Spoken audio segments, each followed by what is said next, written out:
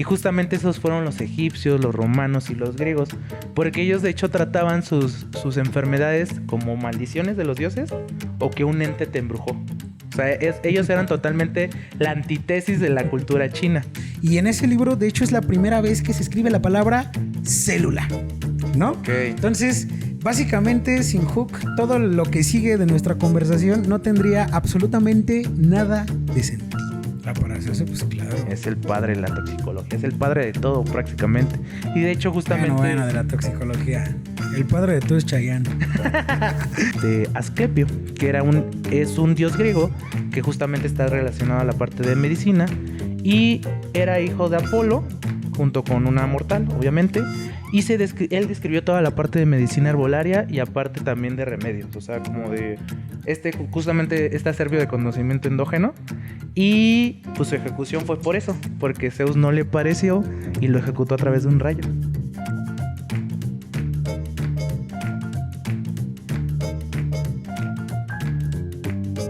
Ademar, amigo mío, ¿cómo estás?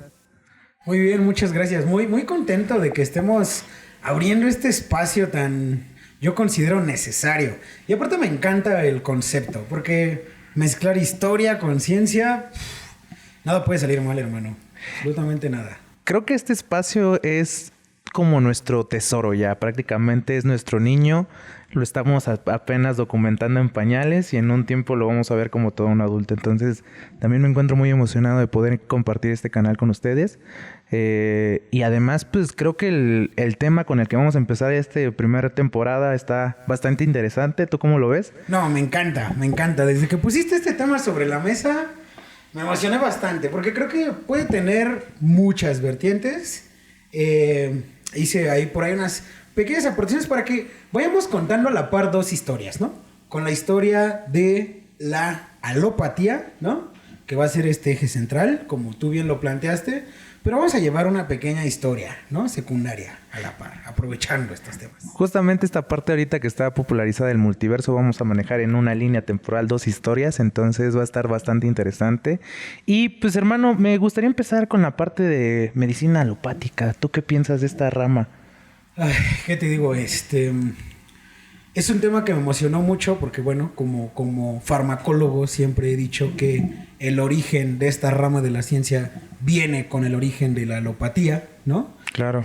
Pues la ciencia del medicamento, ¿no? Entonces, creo que es un término que no está tan común, ¿no? Alopatía en la cultura, pero... pues bien que lo usamos, ¿no? Bien que nos enchochamos a cada rato. También tenemos la cultura de la automedicación, pero eso yo creo que lo dejamos para otro video. Esta historia comienza bastante interesante y me gustaría empezar. ¿Tú sabes más o menos cómo se desprende la palabra alopatía? No, fíjate que no. O sea, tengo el concepto, ¿no? De lo que representa la alopatía, pero no tengo claras las raíces etimológicas de la alopatía. ¿Te gustaría que empezáramos por descifrarlo? Es que Vamos es lo mínimo. a partir esta palabra. Pues bueno, alopatía se desprende de dos términos y vienen del griego. Alos, que significa otro o diferente, y patos, que se traduce como sufrimiento o enfermedad. Si nosotros la juntamos o le damos una significancia con los conocimientos de farmacología que tenemos, lo podemos traducir como el tratamiento de enfermedades mediante métodos que ayudan a producir efectos contrarios al malestar o la afección. ¿Cómo ves? Y suena mucho a la antítesis, ¿no? Y también ese es su origen, ¿no? O sea, parte de estar en contra de lo que representa la homeopatía, ¿no? Que la homeopatía, en definición, es lo que cura lo similar, ¿no? Algo así. Pero es esa contratesis, ¿no? Que tú comentas de que la alopatía cura con lo contrario, ¿no? Pues más que con lo contrario tenemos bueno, en este caso ya traduciéndolo a una... Tropicalizándolo. Tropicalizándolo es como de, esto me ayuda a... O sea, simplemente tenemos medicamento, terapias, una diversidad muy amplia para la parte de la práctica. Y pues muy general es también esta introducción como de nuevos fármacos, nuevas terapias justamente. Y pues es un universo. ¿Y dónde empieza o qué? O sea, hay que entrar de lleno, ¿no? Sí, porque yo creo que... Yo tengo la conciencia de que la alopatía pues se nutre de la herbolaria, ¿no? La medicina tradicional, ¿no? Claro. Yo creo que para poder generalizar toda esta plática que vamos a tener, hay que empezar desde el inicio, desde las primeras civilizaciones, después obviamente las etapas que siguieron de las primeras civilizaciones y ya después su cúspide o como su máxima expresión dentro de ellas, ¿no? Y considero que para poder empezar a platicar de los orígenes de la medicina alopática tendríamos que empezar desde las primeras civilizaciones, ¿no? Que es lo fundamental en toda investigación de inicio. Entonces vamos a comenzar un poquito con estos datos que te traigo. Por ejemplo, vamos a empezar con la cultura china. ¿Más o menos sabes qué aportaciones tuvo esta cultura? Pues son los que tienen el conocimiento ancestral herbolario más desarrollado. Paréntesis, ¿no? Solamente hay 3 países, me parece, que tienen farmacopea herbolaria, sí, ¿no? Entre ellos México. Acá ganamos en México. Pero bueno, la más desarrollada, pues evidentemente es la China. Claramente sí, tienen mucho de qué hablar en este tema. De hecho, justamente ahí con la cultura china vamos a empezar desde la dinastía Shan, que es justamente esta época o como hito en la historia de China, donde hubo mucha evolución, o sea, demasiada evolución. Y en materia justamente de la investigación herbolaria, se escribieron alrededor de 55 volúmenes con 5,000 fórmulas. O sea, estamos hablando de un compendio vasto. Además, justamente además de documentar las especies, se documentaban sus efectos terapéuticos y el tipo que se iba a utilizar para cada paciente. Y de hecho me gustaría citar a través de un artículo que encontré lo siguiente: se debe de hacer una diferenciación precisa del patrón de síntomas pertenecientes al enfermo para correlacionar con las propiedades y opciones herbales que serán las idóneas para tratar los síntomas del paciente. O sea, no te voy a dar nada que no esté relacionado a tu patología y a lo que te tengo que dar para que te solucione ese apartado. Deberíamos aprender eso de los chinos, ¿no? Porque claramente aquí tenemos nosotros un cuadro de gripe y luego, vámonos con el antibiótico. Como si no fuera un cuadro que se parece al de una alergia, al de una enfermedad viral, ¿no? Y no nos importa. No nos importa, deberíamos ponérselo a los chinos, de que hay que primero generar un cuadro clínico para saber de qué manera tratarlo. Más allá del cuadro clínico es el saber diferenciar. O sea, al final del día no tenemos el título de doctor como para decir, esto es gripa, esto es una alergia. O sea, nosotros desde el momento en que vemos un cuadro de gripe o que interpretamos como gripe es como, la amoxicilina nos saca de este pedo, ¿no? Entonces sí, no. Afortunadamente con los chinos realmente ellos fueron la tesis totalmente de la diferenciación clínica e incluso también a través de ciertos patrones poder encontrar la patología raíz y con eso a través de la medicina herbolaria poder dar una respuesta inmediata. Entonces también conectándolo vamos al otro lado donde justamente tenemos a estos sabios de la medicina, estos principios de la diferenciación terapéutica y pues tenemos a los otros que no, que realmente se enfocaron desde un punto del misticismo donde te maldijo un dios y ya no hay opción de terapia. Y justamente esos fueron los egipcios, los romanos y los griegos. Porque ellos de hecho trataban sus enfermedades como maldiciones de los dioses o que un ente te embrujó. O sea, ellos eran totalmente la antítesis de la cultura china. Y además, lo más interesante es que los personajes que se involucraban como de la prescripción médica, que hoy traducimos a una prescripción médica, pues eran pues eran religiosos, ¿no? Era justamente la cultura, como que esta cultura religiosa, pero eran sacerdotes o curanderos. Eso era. O sea, sí. Como el brujo. Sanadores del espíritu. Exactamente. De hecho, ¿no? Ya en el siguiente capítulo que hablaremos de psicología, vamos a hablar ahí como de. Ellos sí fundamentaron las bases de la parte psiquiátrica y psicológica, pero justamente ellos se enfocaban en tratar la enfermedad desde el punto del alma. Y por ello, los sacerdotes o los curanderos eran los médicos desde entonces. Y se entiende un poco, ¿no? Con esta perspectiva que, o sea, no recuerdo en este momento quiénes fueron los que hicieron la base de eso, pero pues se dice que el humano tiene 4 cuerpos, ¿no? Y al final no creo que haya sido tanto la antítesis lo de los chinos con los griegos, los egipcios, sino más bien creo que unos se enfocaban, ¿no? Los chinos se enfocaban un poco más o bueno, o sea, quiero pensar de esta manera, lo estoy abordando, ellos sí veían un poco más el tratamiento hacia el cuerpo físico, ¿no? Porque bueno, en estos 4 cuerpos pues estaba el cuerpo mental, el cuerpo espiritual, el cuerpo emocional, ¿no? Y el cuerpo físico, ¿no? Y en teoría, según esta ley, pues una enfermedad comienza desde el cuerpo mental. Si no se puede contener, pues pasa al espiritual, y si no se puede contener al emocional, y si no se puede contener al físico, ¿no? Entonces, sí es la antítesis, pero también creo que más bien estas civilizaciones se enfocaban un poco más en que la enfermedad, más que física, era espiritual, mental, ¿no? O sea, creo que querían ir por ahí, eso siento. Principalmente considero que bueno, en este caso estas 3 civilizaciones que tenían prácticas muy similares, realmente sí le daban bueno, eran los principios de la salud mental. O sea, sí estaban en relación con o en sincronía de que algo que tengas emocionalmente pueda afectar en la parte, no sé si platicarlo como bioquímica o fisiológica, pero sí va muy de la mano como de te tengo que sanar mentalmente para poderte sanar estos aspectos, ¿no? Exacto. Y de hecho, ellos también incursionaron mucho en hacer las primeras formulaciones lo que conocemos como fórmulas magistrales, que justamente son a través de ciertas cosas o adaptado a lo que tú tienes, te voy a dar esto en cantidad y todo. De hecho, las primeras formulaciones fueron a base de opio, que justamente aquí te traigo otro dato muy padre. Échatelo. Estos son externos, pero justamente vamos a platicar un poquito más adelante del empleo de venenos. Eso ya lo vamos a platicar más adelante. Ajá, pero por ejemplo, el opio fue de las principales hierbas medicinales y que estuvo en correlación con la medicina tradicional y la que hoy nos rige. De hecho, esta droga se extrae de la sábila de los tegumentos de la amapola del opio y se ha empleado para 2 síntesis de morfina, codeína y la heroína. Aquí un paréntesis rápido, o sea, porque mencionaste droga, ¿no? Pero pues bueno, para fines de este programa es importante aclarar que droga, fármaco, los vamos a estar utilizando como de la misma manera, similares, sinónimos, sí. ¿no? Porque también, o sea, creo que está muy estigmatizado, ¿no? El opio, ¿no? Los derivados del opio. Entonces, como fines lúdicos. Sí, no. Me parece aquí hacemos hacer esta aclaración de que lo estamos abordando desde una perspectiva como fármaco, ¿no? Droga, fármaco. ¿No? Sí, droga, ahorita para fines tanto de educación y para plática ahorita interna, yo me refiero a droga como fármaco, o sea, un similar. Perfecto. ¿Vale?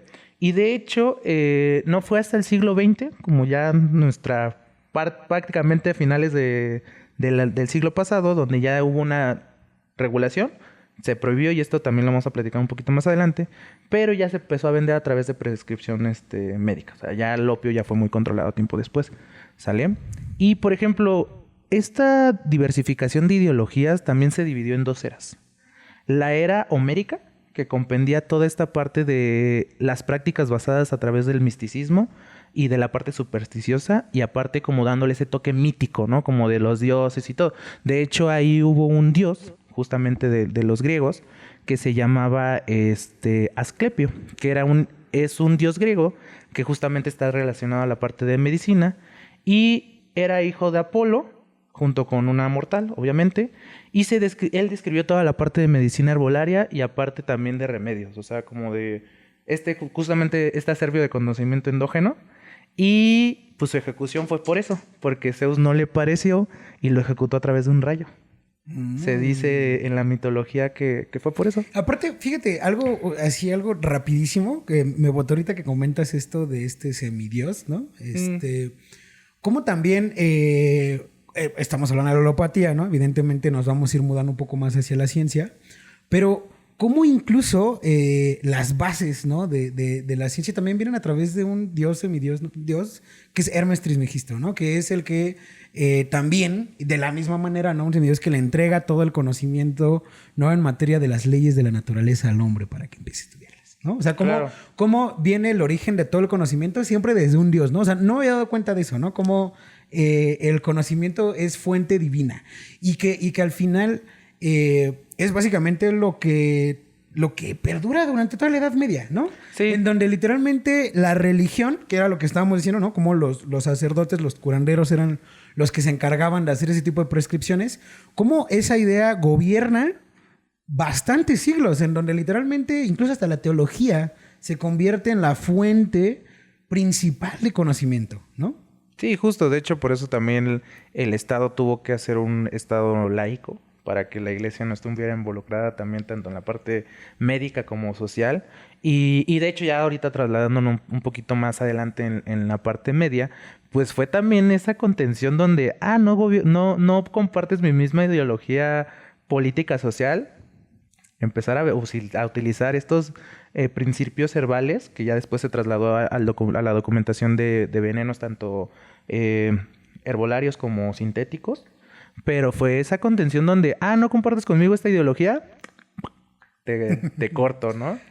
Entonces, justamente dentro de esta documentación, vamos a tomar una práctica muy, muy padre donde, pues, el arsénico era la base de todo. O sea, ya nos trasladamos un poquito más adelante en la Edad Media, donde arsénico, opio y belladona era el ingrediente de todo fármaco, el pan de cada día, y de hecho funcionó también como para satisfacer justamente las órdenes y caprichos de los señores feudales y además también la implementación de mercurio, porque pues el mercurio es un recurso natural que en ese tiempo se utilizaba también bastante, y esto también pues era para que expansión de terrenos con otros señores feudales, como por ejemplo el señor feudal de Amar, pues tiene más terreno que yo, vente para acá y te mato. Sí, lo empezaron a usar como arma, ¿no? Como arma, o sea, ¿sí? El conocimiento que se fue desarrollando, ¿no? De la medicina se fue empleando como un arma político-social, ¿no? Básicamente, de control meramente.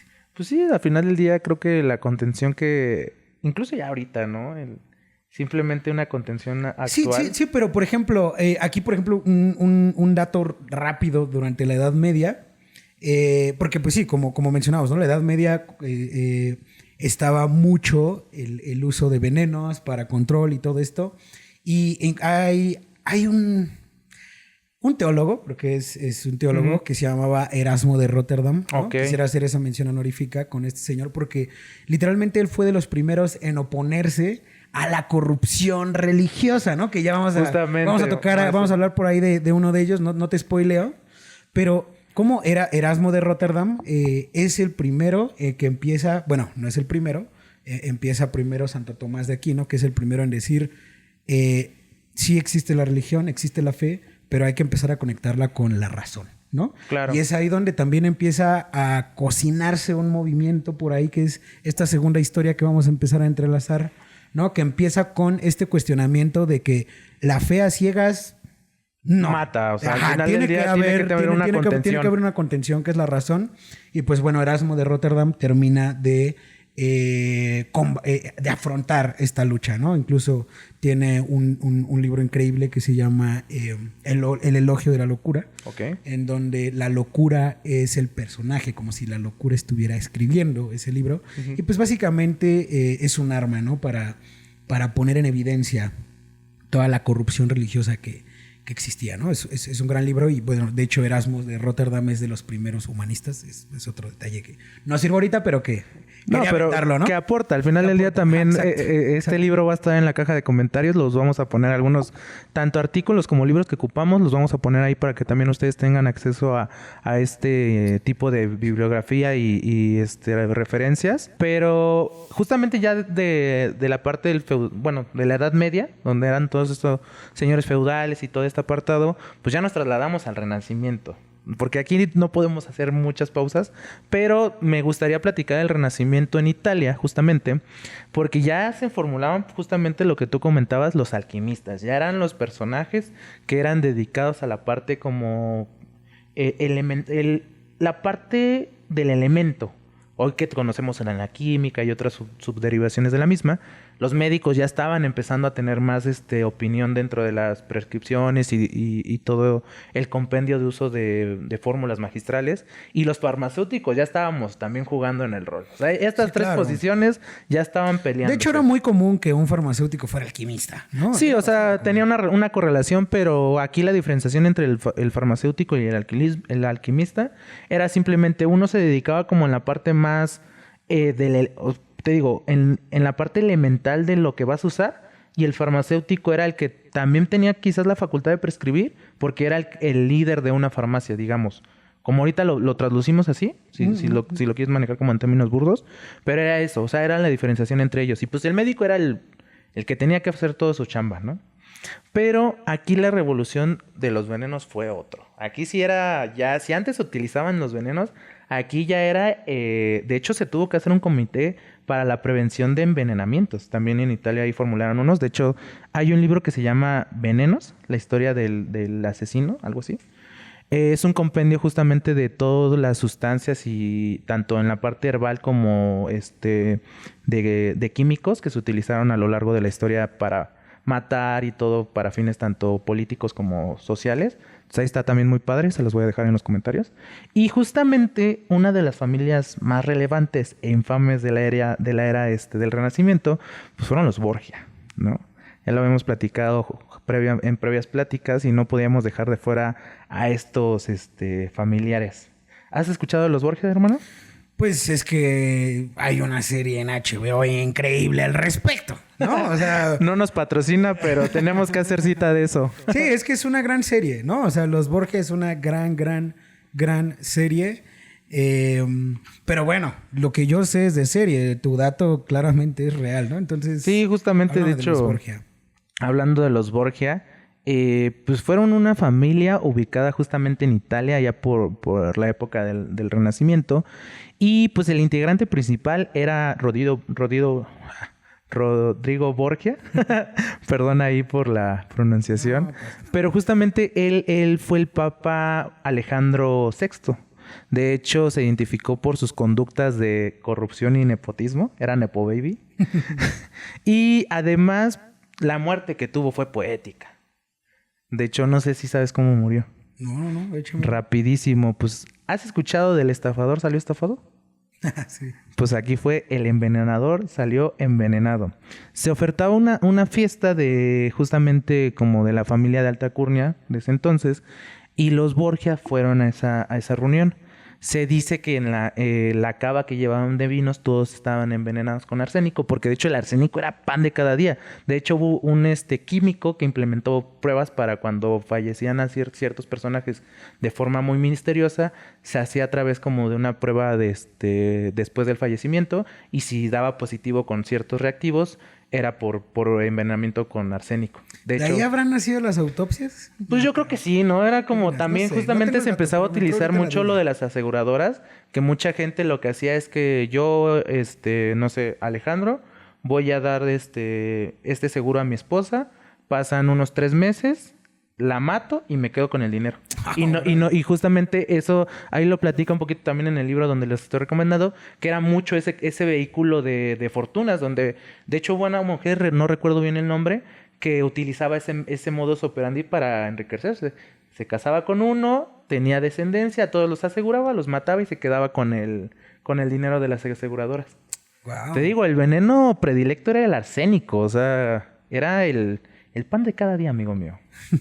No, y fíjate que ahorita que comentas esto del Renacimiento, y es también bien importante porque en el Renacimiento nace alguien relevantísimo que revivó esa chispa de la Edad Media en donde la razón empieza a tomar partido. Y es ahí cuando nace Francis Bacon, que básicamente Francis Bacon es el padre del método científico, ¿no? En su libro Novum Organum, ¿no? Realmente ese libro no lo he leído, es de esos libros que está en mi lista de espera. Ajá. Pero bueno, básicamente Francis Bacon en esa época, ¿no? En los inicios del Renacimiento, empieza él a establecer que debe existir contención en el conocimiento. Y debe de basarse, bueno, lo que ya sabemos, el método científico, ¿no? Observable, ¿no? Reproducible, ¿no?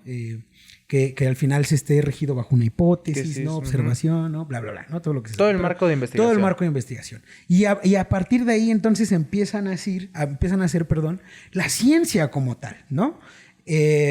Por ahí de esa época, de igual manera, ¿no? Robert Boyle empieza a romper con estos...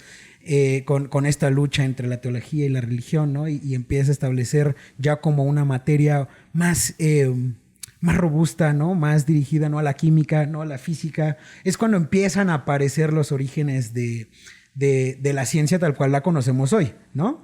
Y quisiera hacer una mención honorífica en este momento, porque pues al final estamos hablando de alopatía, ¿no? O sea, no nos desprendemos de que estamos contando la historia de la alopatía, y al final la alopatía no es otra cosa que cómo ha ido evolucionando la medicina.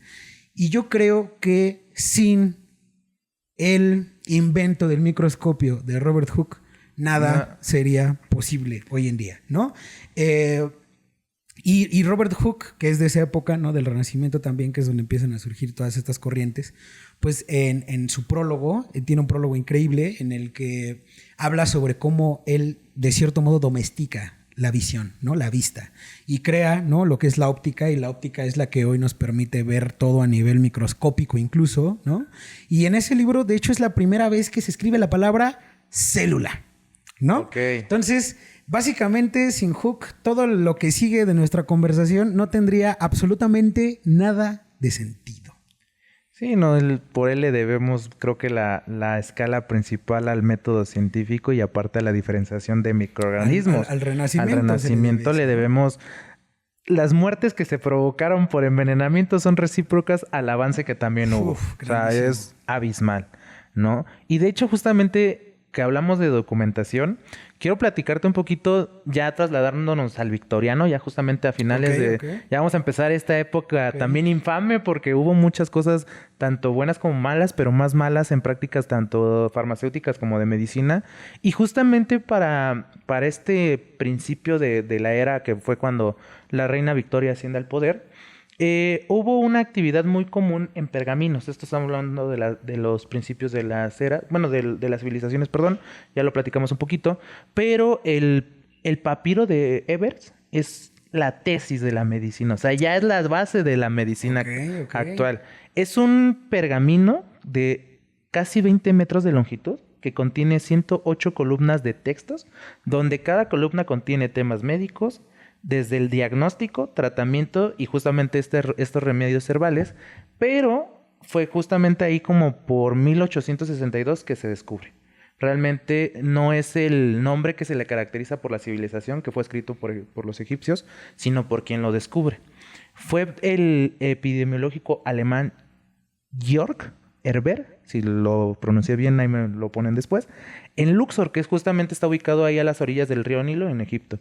De hecho, justamente para cuando ya estamos hablando de su descubrimiento, ya estábamos a la mitad del victoriano. El victoriano más o menos fue de 1837 al 1901, que fue justamente tras el deceso de la reina. Pero justamente no podemos hablar de la era victoriana, sino también, ya vamos a hablar en temas de prácticas médicas y farmacéuticas. Pues estuvo en 3 ramos, o su importancia estuvo dividida en 3 ramos. Se caracterizó por su industrialización, la cultura y la literatura. Justamente incluso también la expansión colonial. Entonces, estamos hablando de... Exactamente. Además de que este impacto de urbanización, obviamente también fue un beneficio muy, muy grande para la parte económica y cultural, pero pues también para las enfermedades, ya que fue opacada por una forma muy negativa de prácticas poco éticas y muy ortodoxas. De hecho, fueron la cimentación de la falta de higiene y conductas sanitarias deplorables. Un poquito, y hablando de esta creciente urbanización en el victoriano, es que pues los sistemas de redes plurales... Pues es que ahí están las primeras ciudades, ¿no? Exactamente, no lo había. Y pues el pan de cada día fue los venenos para la Edad Media. Aquí eran las enfermedades por cólera y tifoidea. Por nuestras malas costumbres de higiene. Exactamente. ¿No? Sí, básicamente. Sí. O sea, ahí ya como nos empezamos a conglomerar en comunidades, en ciudades, pues nos empezamos a dar cuenta de que el drenaje es importante, de que el baño es importante, ¿no? Y ahí es de donde sacamos esa cultura de limpieza, ¿no? Que hoy en día hay trastornos de limpieza terribles, pero bueno, de ahí nace, ¿no? De ahí nace. El ejemplo, ¿no? Del COVID, ahora que tuvimos COVID, como todo lo queríamos andar ahí rociando, sanitizar, estábamos la cultura de la higiene. Ajá. Y creo que poco a poco también la hemos perdido, porque cuando tuvimos la pandemia te quitaba ropa antes de entrar a tu casa y ahorita llegas y luego acostarte con la ropa que entras al metro, ¿no? Sí. La higiene va evolucionando también. Sí, justo. Y de hecho aquí también ya vamos a sacar el tercer dato curioso. ¿Has visto la serie de Nick? No, en HBO. No la he visto. Veo que te falta Me falta callo en series. La verdad es que callo en series. me aventé el dato de los Borgia porque, pues bueno, ¿no? Vivía con mis papás y pues sí, les encanta ver series, ¿no? Son devoradores de series y pues me tocaba convivir con ellos, las veías, ¿no? Pero yo las veía, pero la verdad es que sí, ilústrame cuando se trate de series, por favor. Ahí te va, amigo mío. Pues mira, hay una serie que se llama The Nick para HBO. Está muy buena, creo que son 2 temporadas, si no me equivoco. Y pues de hecho ahorita hablando de lo que es la cólera y la fiebre tifoidea, hubo un capítulo muy bueno, que es creo el capítulo 8, no recuerdo bien el título, pero nos hablaba sobre la señorita tifoidea. Este capítulo se centra en justamente está basado en hechos reales y documentado. Por ahí, por principios justamente del victoriano, hubo mucha parte por la migración irlandesa. Mucho irlandés se vino a lo que fue Estados Unidos, parte también de Canadá, o sea, hubo mucha migración. Sí, pues es la época en la que literalmente se empiezan a poblar a América, ¿no? Sí, justamente, la expansión colonial. La migración cañón, porque no es, exacto, es la expansión colonial, o sea, empieza a globalizarse el mundo, evidentemente iba a empezar a haber más expansión y pues expansión de enfermedades también, ¿no? Sí, justo. Y de hecho, pues ella no fue la que sufrió más. Bueno, sí sufrió mucho, te voy a explicar por qué, pero ella fue la portadora de esta enfermedad. Justamente cuando ya... fue el paciente cero. Fue el paciente cero. O sea, hablemos como de terminologías. Fue el paciente cero de una epidemia muy, muy importante y muy fuerte en lo que fue Nueva York, justamente. Porque ella se dedicaba justamente para trabajar para estas familias de de alta alcurnia. Y ella era la encargada de la limpieza de la casa, pero también de la elaboración de alimentos y la misma limpieza de los instrumentos, ¿no? Pero ella fue la paciente cero, de hecho, justamente se le da el nombre como señorita tifoidea por ser la paciente cero. De hecho, trabajó a principios de 1906, que ya justamente ya es el culmino de la era victoriana, pero no fue hasta el año entrante donde ya se dan cuenta que pues de dónde venía todo este brote y la encarcelan. En vez de darle un tratamiento médico, la encarcelaron y dijeron, pues la encerramos y ya no pasa nada. Y sí, por hacer disturbio social. Justamente. y no fue hasta 1910, que justamente para nosotros ya era el fin del porfiriato, donde ya la liberaron. O sea, estuvo 3 años en cautiverio, que no dieron ni un diagnóstico, no la curaron ni nada, sino simplemente te encerramos para que no pase nada. La liberan para 1910, ella se migra, no se sabe a dónde migró, pero fue como a unos 20 kilómetros de donde empezó el primer radio epidemiológico. Y en el 1915 hay otro brote y fue por ella. Porque otra vez no siguió le dijeron, no trabajes para la comida. Y dijo, Nel, yo voy a trabajar. Pues era la necesidad de ser inmigrante. Y justamente de 1915 más o menos que se da el segundo brote, no fue aislada hasta 1938. Ya estamos hablando del siglo XX. Ya estamos hablando de ya unos conocimientos de medicina más contundentes. Pues no fue hasta 1938 que la vuelven a encarcelar y hasta que murió la dejaron, pues sí, realmente ahí.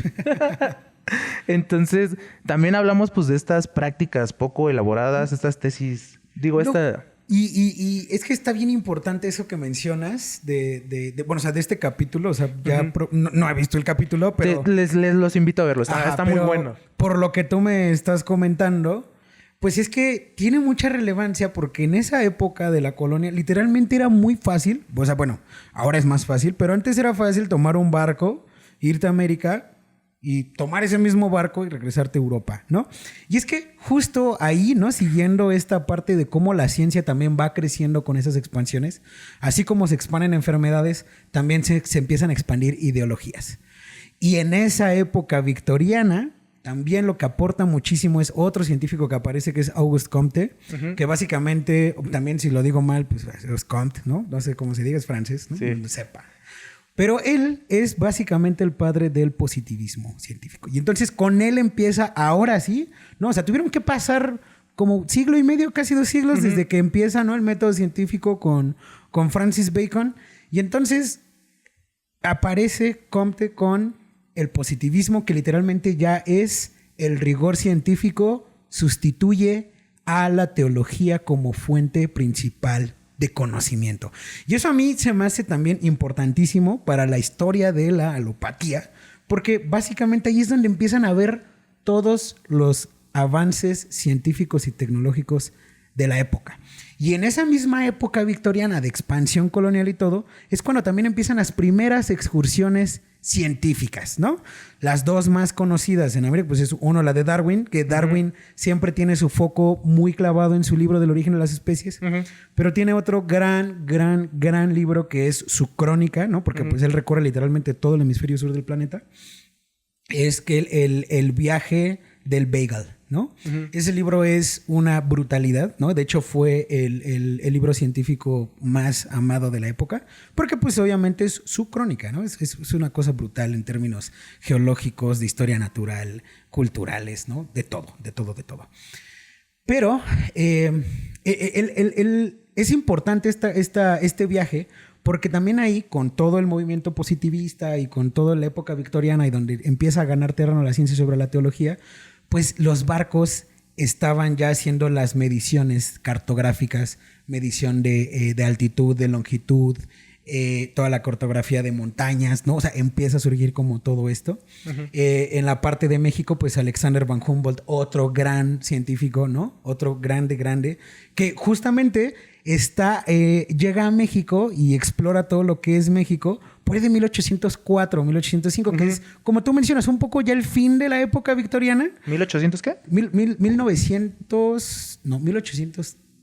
No, es antes, ¿no? Es antes. La antes. época victoriana empieza como por 1837. Sí, como a mediados, ¿no? Es antes, justamente. Sí, pero ya recordé. O sea, cómo todos estos avances que fueron ocurriendo desde esa época, todo lo que se va arrastrando, pues es lo que permite que en la época victoriana, o sea, todas estas exploraciones, todos estos científicos que empiezan a aparecer, que empiezan a meterle rigor, que empiezan a descubrir, que empiezan a hacer...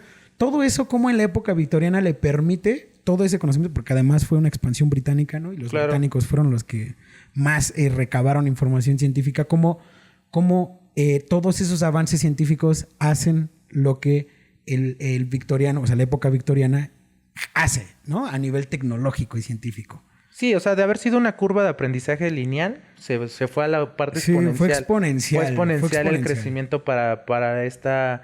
Pues sí, un hito en la historia, en todo, ¿no? En todo. Pero yo creo que más allá también de la parte de expansión, es que hubo muy buenos, o sea, sí hubo muy buenos ideologías, prácticas y todo, pero pues esta era se encargó de decir, no, vamos a retroceder. Porque más allá de la falta de higiene, más allá de las faltas de la... prácticas erróneas, también viene mucho esta teoría médica errónea, donde fue de... Yo, el doctor Alejandro, como soy líder de opinión, no puedo dar un veredicto que no sea más que el mío.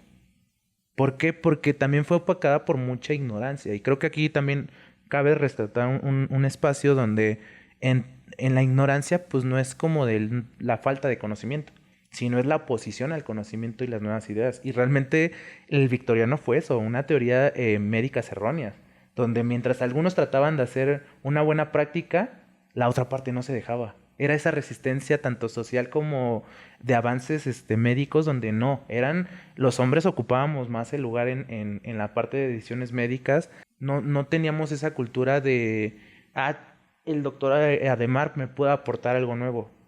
Era opacado por, eres de una raza étnica, era opacado por... Los afroamericanos no tenían una opinión, porque hubo muchos doctores americanos que justamente venían de una raza étnica y eran opacados por estas ideologías, donde el doctor médico, perdón, el médico es el blanco. Ajá, y es que justo siento yo, ¿no? Es una hipótesis mía, que el origen de este movimiento positivista que nace en el victoriano, este movimiento positivista era...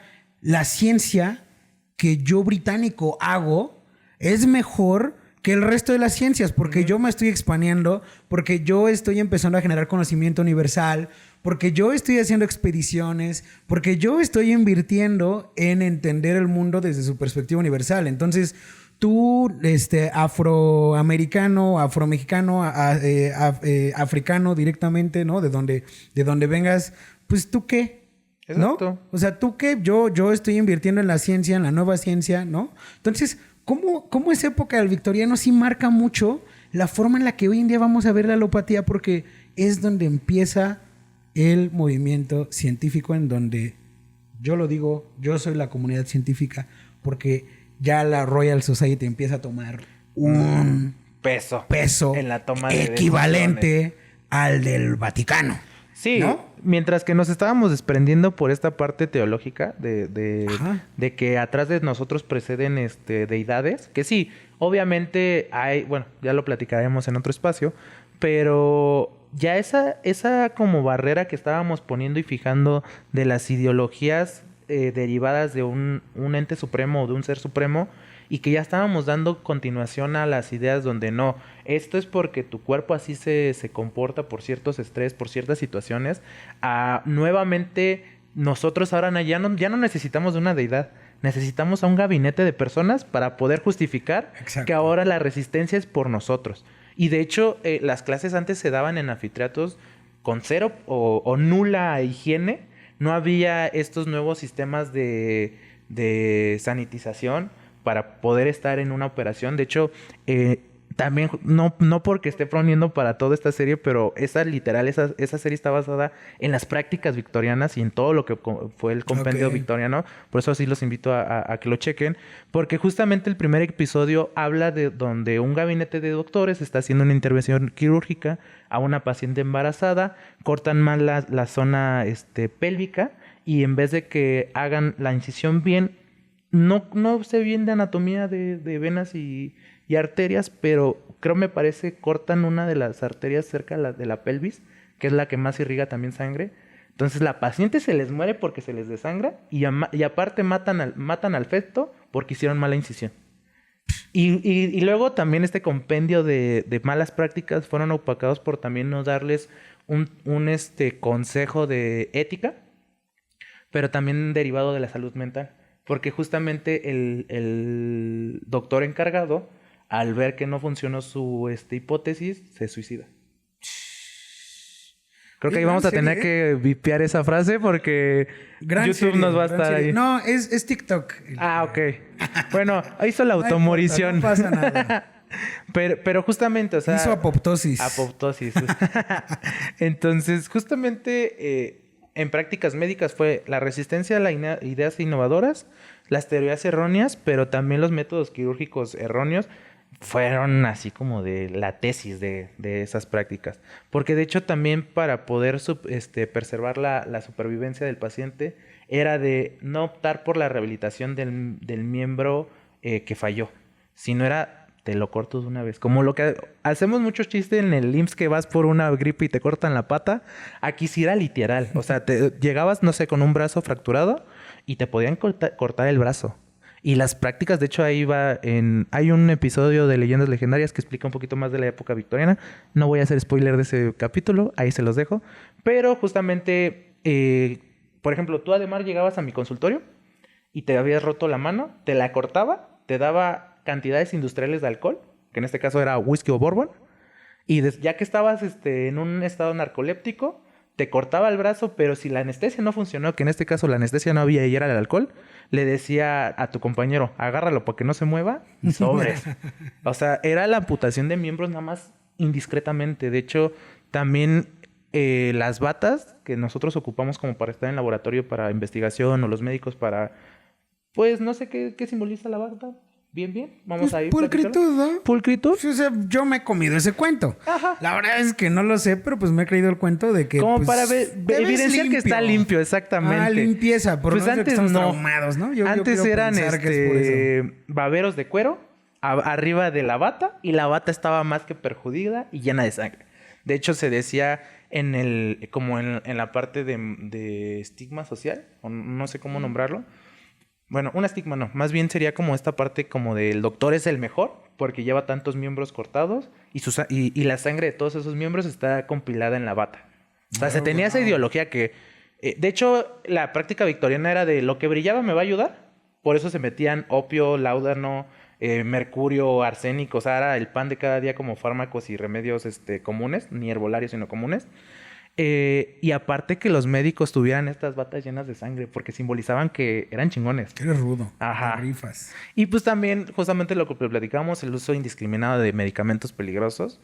De hecho, al no estar ni regulados, ni estar dispensados por realmente personal que supiera de sus efectos, tanto terapéuticos como tóxicos, pues eran unos medicamentos que según yo patenté. De hecho, hubo mucho el tónico Flowers, que de hecho se dice que Beethoven o no sé quién de sinfonía o de música contemporánea fue envenenado por ese tónico. De hecho, ese tónico salió como por la era del Renacimiento. Ya tenía... Exactamente cuando salió ese tónico, más bien dicho, cuando salió ese tónico fue en 100 años antes de la muerte de no recuerdo si fue Beethoven o Mozart. Pero se dice Mozart. Así. Pero justamente se decía que, o él creía que fue envenenado con este tónico.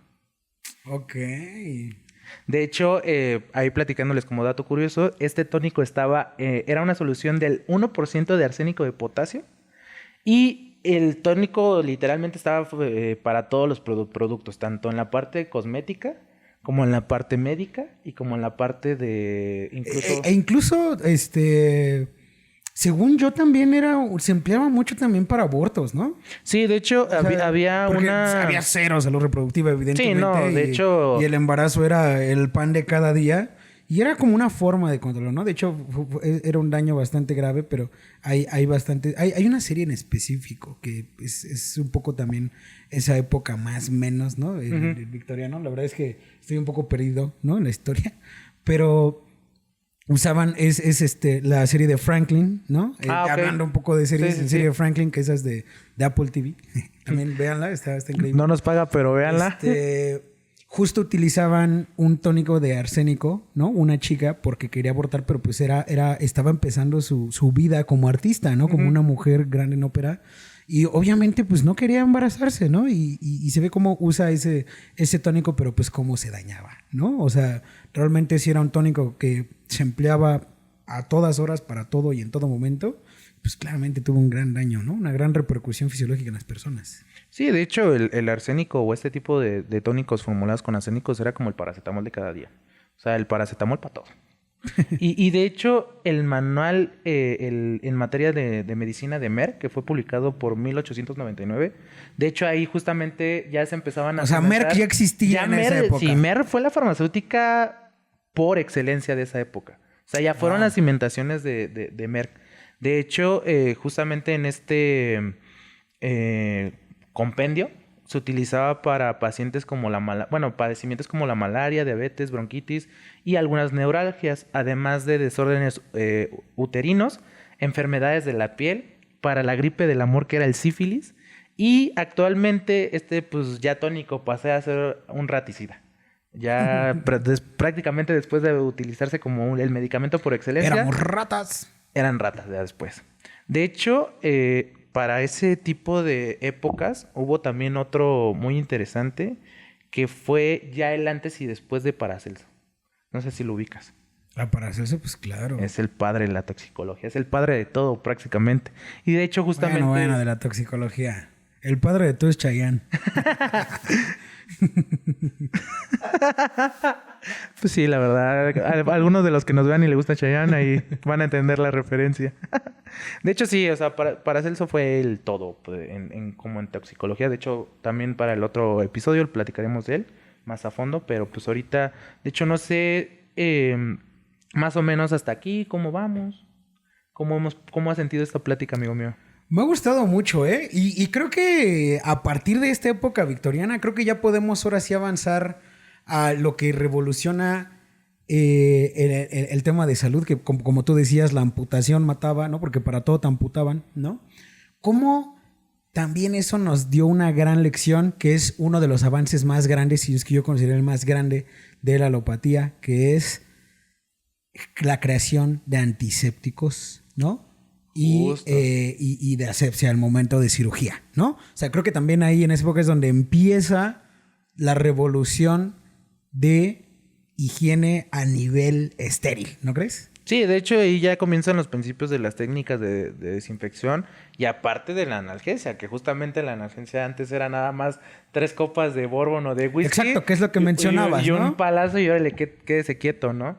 De hecho ya estamos hablando que ya las prácticas de estas dos corrientes, o más bien dicho, de estas prácticas quirúrgicas, ya fueron finales del victoriano. O sea, ya la infamia del victoriano estaba pasando a un segundo plano. Y de hecho, aquí sí voy a tener que leer porque es la idea central de todo este subtema, porque dice, más o menos los avances en desinfección de heridas fue por un médico militar, que de hecho fue Ambrosio Par, o Pae, algo así. Este médico militar incursionó de una manera de inmovilizar con un ungüento para tratar de aminorar que los pacientes murieran por la fiebre misma o por la septicemia que se provocaba. Este ungüento estaba a base de yema de huevo, aceite de rosas y trementina, que es extraída de la resina de pino. Es como un Sí, pues un aceite cicloparafino. esencial, ¿no? Ah, ok. Ujú. Ah, ok. Y también ayuda mucho a es un antiespasmódico, perdón. Antiespasmos. Antiespasmos justamente, perdón. Y un astringente. Eso es lo que les ayudaba mucho. De hecho, ahí desde que este ungüento empezó a practicarse para personas que iban a la guerra, se vio que mínimo un 80%, o sea, documentado en la bibliografía, no fallecían por estas septicemias o simplemente por un choque de febril. Entonces realmente él fue el que empezó a incursionar en temas de desinfección. Después, para las prácticas un poco más negligentes, existieron muchos casos documentarios que aportaron mucho en buenas prácticas de desinfección. De hecho, una se le atribuye a Ignacio Semenwills. Es británico, se entiende la pronunciación. De hecho, él aportó mucho para los consejos de Viena.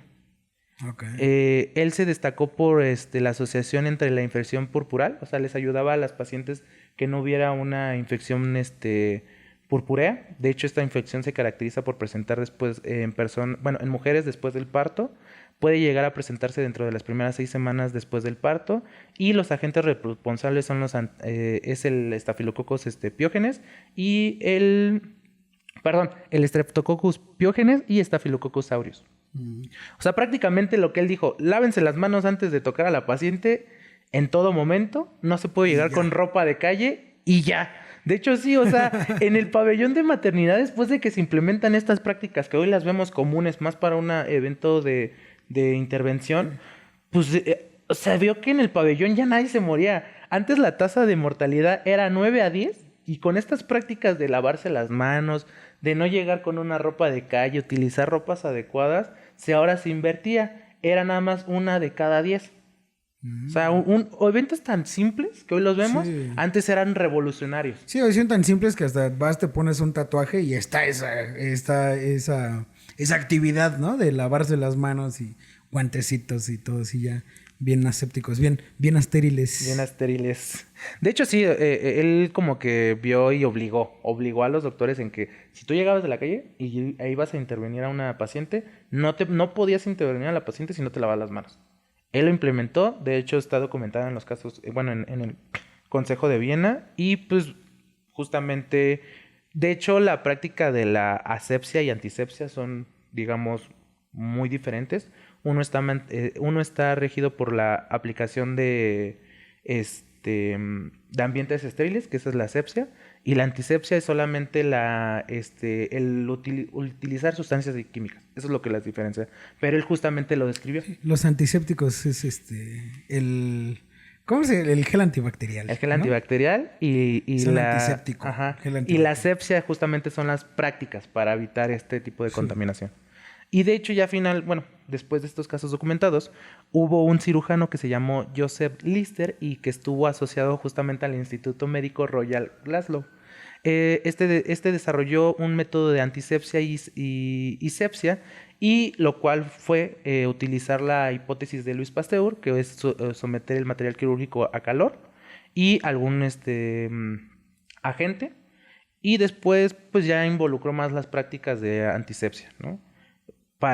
De hecho, uno de los químicos más utilizados en ese entonces fue el fenol, que era para todo. De hecho, también se utilizaba para heridas expuestas.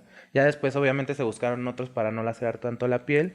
Pero eso fue ya la conciliación de las buenas prácticas, ¿no? Mientras que el victoriano nos aportó algunas deficiencias en materia de tanto farmacéutica como médica, ya el final de esta era también fue como esa evolución. Realmente ya empezaron a evolucionar toda la parte y es médica. que mencionas un nombre ya... Un nombre que cada que se menciona tiene que estar en letras doradas, ¿no? Te tienes que persignar. Sí, que es Pasteur, ¿no? Pues él propuso prácticamente todos bueno, no sé, como la tesis de la desinfección, de que hay todas las infecciones están sustentadas por agentes patógenos. O sea, ya el expandir a lo no visible. O sea, todos los victorianos creían que si lo veías era lo que te atacaba. Y él propuso de no. Hay agentes que no podemos ver y que son viables para que nosotros enfermemos. Entonces, realmente Pasteur fue como